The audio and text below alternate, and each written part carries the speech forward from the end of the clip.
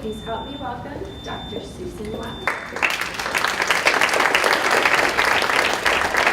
Thank you. Oh my gosh. Thank you so much, Annie, for having me back again. And I really don't want to take a lot of time speaking. I want to give a lot of time for questions because, you know, healthcare is a conundrum. It is, as physicians in healthcare, anybody who's running a medical practice, any kind of medical business or hospital, are feeling like birds in a hurricane, you know, have no idea which way the system is going to go.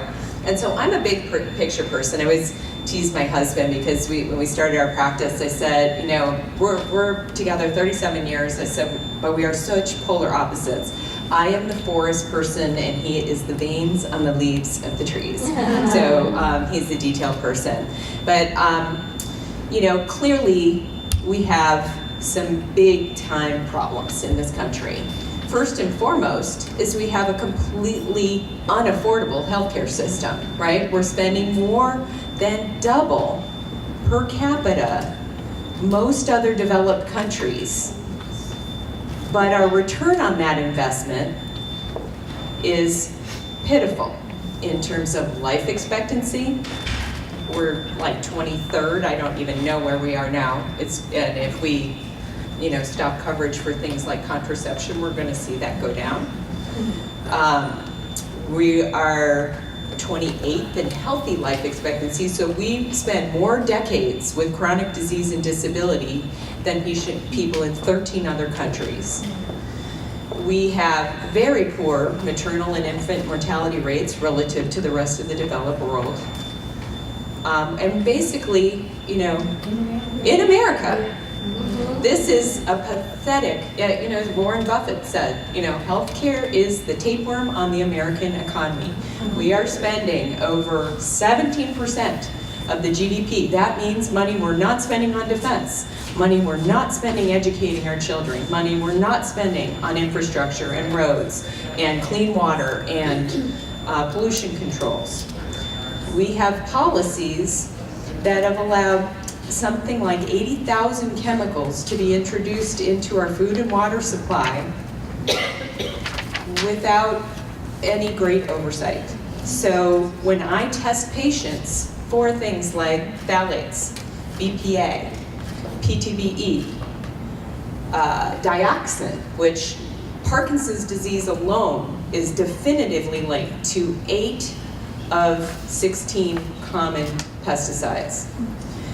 The Lancet Medical Journal just in December published an article noting that endocrine disruptive chemicals, these are hormonally disruptive chemicals that every plastic water bottle we touch, every receipt we touch are leaching into our food supply, are now definitively linked to autism, attention deficit disorder, obesity and diabetes, we call it diabesity,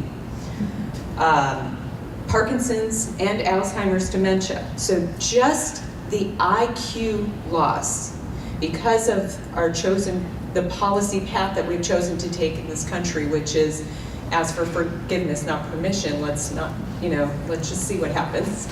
And you know, the important thing is there's not one person to blame. Anything out there that's all about blame and shame and criticize, complain, we're not gonna solve problems. I've been working on both sides of the aisles for many, many years. And I've given up, honestly, in the last several years because of this divide that's not allowing collaboration to continue and not allowing civility. But if somebody described our healthcare system as, just imagine that we had a cliff and millions of people were dropping off this cliff and getting disabled and injured and dying. And we have designed an incredibly brilliant rescue system to pick up people at the bottom of this cliff once they're already broken, they're already battered, they're already disabled, and try to make them well. So we excel at one thing in the world in terms of our healthcare system, and that is rescue. We will spend whatever it takes to open a blocked artery, or to treat a cancer, or to to house an Alzheimer's patient and put them on expensive drugs that do nothing but slow the sinking of that ship. But we don't invest in prevention, and as you said, prevention, proactive, common sense things that we could do to stave off 60% of chronic disease. Okay? It's not a genetic issue either. People are going out and getting their whole genome sequenced for $28,000. Well, that's about as useful as having the New York City phone book and knowing what 1% of the numbers go to, and then knowing what to do with those. So, but where do we begin? It feels so overwhelming. It feels so overwhelming to hear that we'll need $250,000 effectively just to cover our out-of-pocket expenses as we get older. Well, the first place to start, as you so brilliantly alluded to, is right here. When my sister was a credit counselor ages ago, she passed away at 42 of breast cancer. But she was a credit counselor, worked for Clark Howard, so he's on CNN. I think he's pretty well known, right? Somebody said to her, "You've got to get the government to be more conscientious about money." And Katie's answer was, the government is just enacting the will of the people. If we were each better stewards of our health, of our finances, we would not have nearly the national issues that we're dealing with. America has a big culture problem, and that is, we want our cake and eat it too. We want somebody else to pay for it. We want to cut our taxes, but oh, wait a minute, that's revenue. You can't run a business by doing nothing but cutting revenue. But we also can't have unlimited benefits. You can't, give everybody, you can't sequence everybody's DNA. Imagine if I were to give everybody a credit card and say, this you can take to the grocery store and buy whatever you want at the grocery store. Well, what are you gonna get? Expensive stuff. You're gonna get some filet mignon, maybe, whatever, but you're not gonna be a good consumer, right? And so this is kind of what insurance, this ludicrous way of paying for something, has done to our system.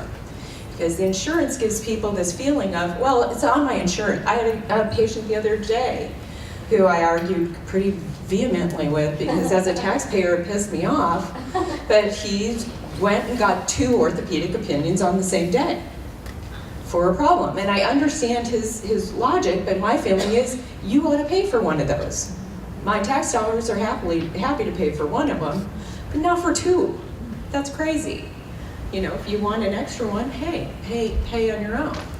I had a patient who had cancer for many years, didn't even treat it because he wasn't on Medicare yet. So a lot of people, this uninsured issue is really, really costly. I've seen third world things in Scottsdale, Arizona.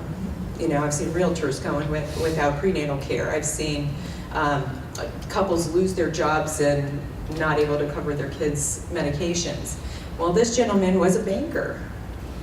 Obviously didn't do his financial, we're not good at our own things, right?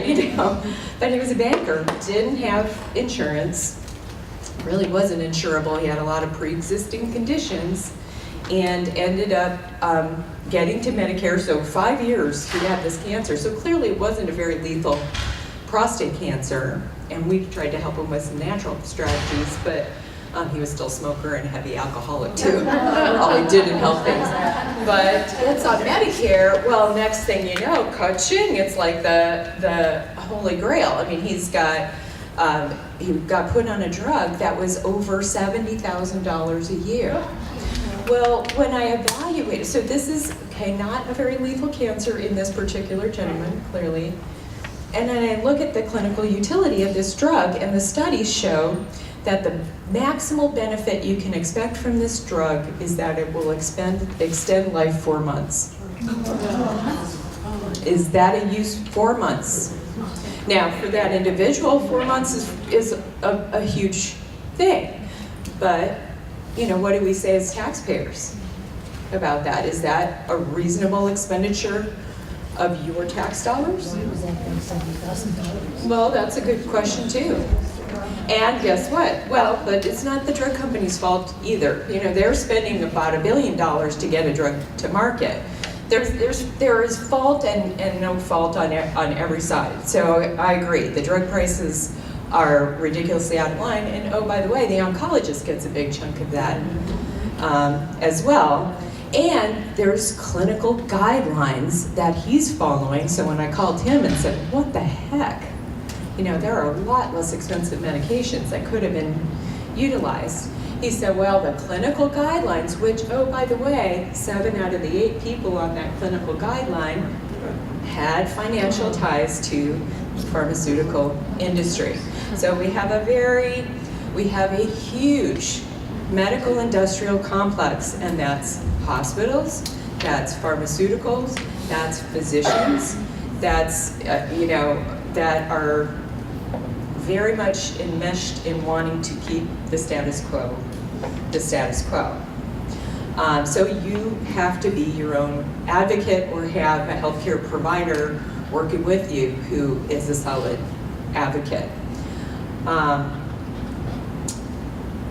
trying to think of some of the other big issues. Let me talk a little bit about the Affordable Care Act.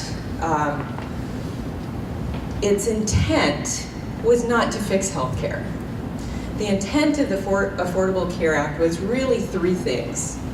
One was to try to insure more Americans, okay? But again, that's getting more Americans into a system that's broken. Not a great system, but did get them insured, and it would accomplish that fairly well. 2, it was trying to reel in some of the worst practices of the insurance industry, things like where I'd see people diagnosed with breast cancer, and oh, by the way, you didn't mention that you'd had fibrocystic changes on your mammogram 6 years ago, and that is a pre-existing condition, you are not covered. Okay, that went away with the Affordable Care. I had a friend who had a bladder, what did she have? A bladder polyp once. She was uninsurable at any price because of a bladder, it was a benign issue. Migraine headache, you couldn't buy insurance. It was crazy. So pre-existing conditions went away. It also reeled in the amount the insurers can profit out of every dollar that's spent in premium. So they can only profit 20%. They can still pay themselves $1 bazillion, but that profit cap did hold healthcare costs a little bit. And the other goal was to get people engaging in preventive care. So preventive care, things were covered. We got kids covered to age 26. We got evidence-proven preventive care was covered at 100%. And we covered contraception, which was a big challenging conundrum, but lowered our teen and our unintended pregnancy rate to the lowest rates ever, which is phenomenal because every unintended kid is a potential foster care crisis, a potential mental health crisis, a potential criminal issue. So a lot of long-term downsides to that. Unfortunately, anything you do in healthcare that you pull one thread and there's about 1,000 others. And what people don't like about the Affordable Care Act is the pay-fors. Well, you can't have the gimmies without the pay-fors, right? But we don't get that in this country. We really just don't get that. So they taxed tanning beds, cancer factories. Great. Well, that got axed way early on. They taxed medical devices. That's a little bit more challenging. They tax something called Cadillac plans, these very, very high-end expensive plans that are like that unlimited credit card that when we give people unlimited credit cards, prices go up because they can, because there's no free market reason for them to be controlled. Well, all of those things are being taken apart, and so then we have all the gimmies without the pay-fors, and that's not a viable system. The hope of the Affordable Care Act, too, was that creating this marketplace and putting some a mandate on purchasing insurance would get younger, healthier people into the marketplace and overall offset the cost for those people who are older. So people pre-Medicare who were in the system had a great deal, but it was pretty expensive for the younger people coming in and not really worth the offset, the tax penalty. So people would just pay the tax penalty. The other thing that the Affordable Care Act probably went a little bit overboard is saying, you know what, insurers have to offer at least a minimal basket of services. And that includes mental health care. That includes prenatal care. That includes, which was Bob Senator Kyle's famous line of, well, I'm never gonna need prenatal care, so why should I pay for it? And I don't have a freaking prostate, and I don't, why should I? I mean, seriously. But, you know, it just kind of really tried to go very broad brush, but it made the coverage of just adding mental health care makes it very costly. But clearly we have 25% of our kids and our young patients are not that healthy. 25% of teens and young adults in college have a functionally limiting mental illness. And largely that is, again, because of our diets, because of our technology, because of our lifestyles, because we're you know, as I put it in my little book, one of my daughters when she was little said, once at first you don't exceed, try again. That is so America, right? You know, so we overindulge in food and we overimbibe alcohol and we are over-doctored and over-medicated and we're underwhelmed.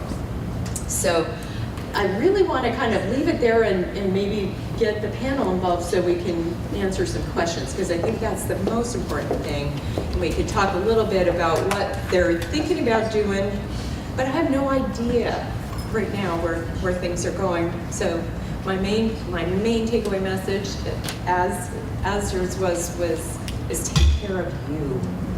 And that means sleep, that means unplug from your media, that means breathe. I have little bookmarks I'll give you each, and that have my vitality compass. That means eat wholesome, organic fruits and vegetables, and exercise, and just common sense things. And 60% of chronic disease in this country. I just had a 78-year-old reverse her diabetes.